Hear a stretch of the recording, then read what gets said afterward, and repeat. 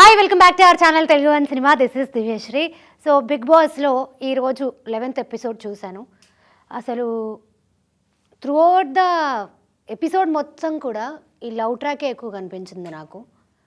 Why because ఇంతకుముందు last time demon Pawan ఉన్నారు కదా, ఎండ్ వరకు వెళ్ళి మళ్ళీ రిటర్న్ హౌస్లో ఉండడం జరిగింది. సో లాస్ట్ వీక్ సృష్టి వర్మ తను ఎలిమినేట్ అయిపోయారు అండ్ డీమోన్ పవన్ ఉండిపోయారు.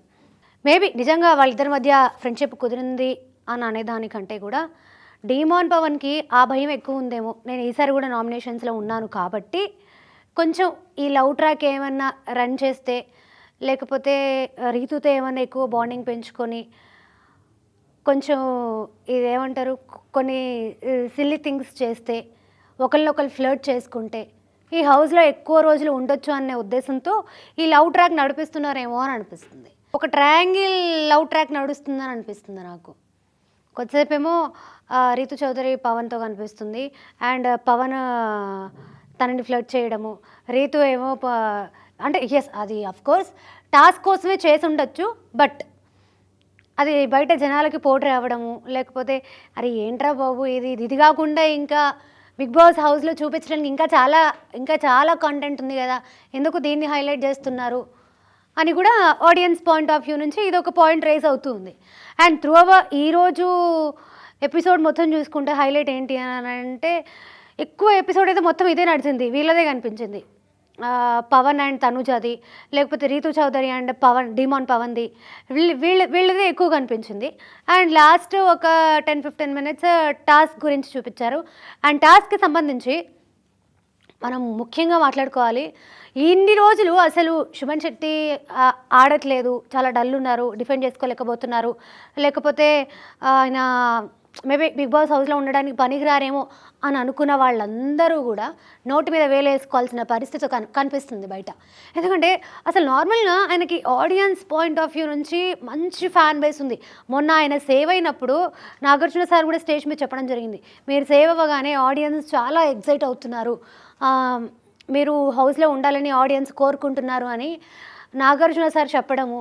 అండ్ దాని తర్వాత ఆయన మాట్లాడే విధానం మార్చుకున్నారు అండ్ డిఫెండ్ చేసుకోగలుగుతున్నారు, గొడవ పడగలుగుతున్నారు, అవతల వాళ్ళకి కౌంటర్ ఇవ్వగలుగుతున్నారు.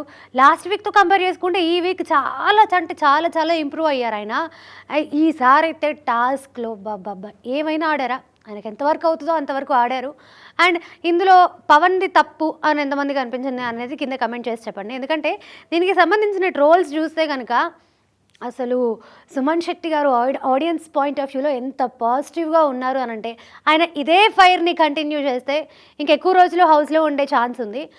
సుమన్ శెట్టి గారి గురించి ఇంకొక విషయం చెప్పాలి. నిన్న తన మీద బిగ్ బాంబ్ వేశారు కదా తను సంజన గారు. సో దానికి ఆయన డిఫెండ్ చేసుకోవడం, ఆయన మాట్లాడే విధానం, వాళ్ళిద్దరి మధ్య ఒక చిన్న డిస్కషన్ జరిగింది. ఎస్ అఫ్కోర్స్ ఇది చూడడానికి కామెడీగా ఉన్నా అక్కడ సీరియస్గా జరిగినా ఇది బయటికి పోట్రీ అవ్వడం మాత్రం చాలా కామెడీగా పోట్రీ అవుతుంది. అండ్ అలాగే నిన్న ఇమాన్యువల్ ఎవరు మాస్క్ మ్యాన్కి ఇచ్చిన కౌంటర్లు కావచ్చు, అవన్నీ ట్రోలింగ్ చూస్తే చాలా ఫన్ జనరేట్ అవుతుంది. అండ్ ఇంకొక కంటెస్టెంట్ గురించి మాట్లాడదాము, ఇమ్ము గురించి.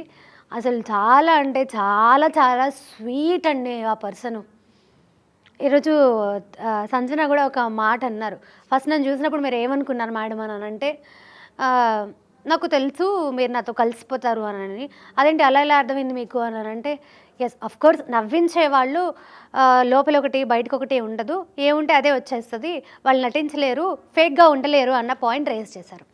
కొంచెం ఎవరితో ఉంటున్నారు అనేది కూడా మేబీ మ్యాటర్స్ కావచ్చు. ఎందుకంటే ఇప్పుడు రీతు చౌదరితో తనుజాతో కొంచెం బాండింగ్ పెంచుకోవడం, సంజనతో బాండింగ్ పెంచుకోవడం ఓకే. మేబీ ఒకవేళ వీళ్ళు వెళ్ళిపోయినా, లేకపోతే వీళ్ళు ఏమైనా న్యూట్రల్గా ఉన్నా, అటు ఇటు ఉన్నా కూడా ఇది ఇమాన్యువల్కి మైనస్ అయ్యే ఛాన్స్ ఉంటుంది, ఓటింగ్ తగ్గిపోయే ఛాన్స్ ఉంటుంది. అది కొంచెం చూసుకుంటే ఆయన హౌస్లో ఎక్కువ రోజులు ఉండొచ్చు, మేబీ చెప్పలేం, టాప్ 5లోకి కూడా వచ్చే ఛాన్సెస్ ఉన్నాయి. అండ్ భరణి గారిది అయితే నాకు ఈ ఎపిసోడ్లో పెద్దగా గేమ్ అయితే ఏం కనిపించలేదు, చిన్న డిస్కషన్స్ జరిగినాయి తప్ప. ఓకే టాస్క్ పరంగా కూడా ఓకే స్ట్రాటజిక్గా ఆడారు. అండ్ బిగ్ బాసే మీకు ఇష్టం వచ్చిన స్ట్రాటజీ మీరు వాడచ్చు అని చెప్పిన తర్వాత వాళ్ళు గ్రూప్ డిస్కషన్ చేయడము. కాకపోతే ఏంటంటే గ్రూప్లో కొంతమందికి ఇంపార్టెన్స్ లేదు, ఎవరు చెప్పేది ఎవరు వింటున్నారు అనేది కొంచెం ఏమంటారు క్లమ్జీగా అనిపించింది, అర్థం కాలేదు. అండ్ ఇంకొక కంటెస్టెంట్ రాము, ఈ ఎపిసోడ్లో మనం రాము గురించి కూడా మాట్లాడుకోవాలి. రాము కూడా చాలా స్వీట్ పర్సన్, చాలా చాలా స్వీట్ పర్సన్. ఆయన ఎపిసోడ్ స్టార్టింగ్లో చూసుకుంటే కనుక ఆయన చాలా ఎమోషనల్ అయ్యారు, మా మదర్ గుర్తొస్తున్నారు అది అని చెప్పి. అండ్ సంజన గారు వాళ్ళెవరు, నేనున్నాను కదా నీకు అని ఆవిడ స్టాండ్ తీసుకోవడం. ఆవిడ కొన్ని సిచ్యువేషన్స్లో ఏంటి ఈవిడ ఇలా మాట్లాడుతున్నారు, ఎందుకు ఈవిడ ఇంత సీన్ క్రియేట్ చేస్తున్నారు అని అనిపిస్తుంది. కానీ బట్ కొన్ని విషయాల్లో చాలా మంచిగా అనిపిస్తారు, చాలా పాజిటివ్గా ఉంటారు. అండ్ అవతల వాళ్ళని రిసీవ్ చేసుకునే విధానము చాలా వెల్కమింగ్గా ఉంటారు. ఇట్లా ఎవరైనా ఎమోషనల్ అయ్యి డౌన్ అయినప్పుడు వాళ్ళకి మంచి స్ట్రెంగ్త్ అవుతారు ఆవిడ అని అనిపిస్తుంది నాకు. ఇఫ్ ఐఎమ్ రాంగ్ కింద కమెంట్ చేసి చెప్పండి. అండ్ అలాగే పవన్ కళ్యాణ్కి తనూజాకి జరిగిన డిస్కషను ఈ ఈ ఎపిసోడ్లో అయితే అంతగా కామనర్స్ అయితే ఎవరు కనిపించలేదు. ఇంకొకటి మాస్క్ మ్యాన్ ఈ ఎపిసోడ్లో కొంచెం పర్వాలేదు, కొంచెం సెట్ అవుతున్నారేమో అని అనిపిస్తుంది మళ్ళీ.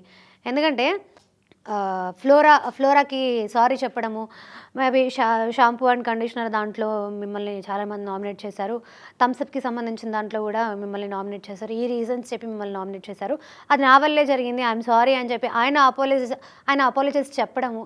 అంటే ఇప్పటివరకు ఆయన చెప్పడం అయితే నేను చూడలేదు. ఆయనంతటా ఆయన వెళ్ళి అపాలజైజ్ చెప్పడము, అండ్ దాని తర్వాత హౌస్ మేట్స్తో పర్వాలేదు కలుస్తున్నారు అని అనిపిస్తుంది. మరి ఈ టాస్క్ కంటిన్యూటీ రేపు ఉంటుంది కాబట్టి మరి కెప్టెన్సీ టాస్క్లో ఎవరు విన్ అవుతారు, కామనర్స్ నుంచి వస్తారా లేకపోతే మనకి టెనెంట్స్ నుంచి వస్తారా అనేది చూడాలి. సో షార్ట్ అండ్ క్రిస్పీగా కొన్ని పాయింట్స్ తీసుకొని మాట్లాడాను. ఇంకా నేను ఏమైనా మర్చిపోయి ఉంటే కనుక, అండ్ అలాగే లైవ్ ఫాలో అవుతున్న వాళ్ళు ఎవరైనా ఉంటే కనుక కింద కమెంట్ చేసి ఏమైనా జరుగుతుందో చెప్పండి. Thank you so much.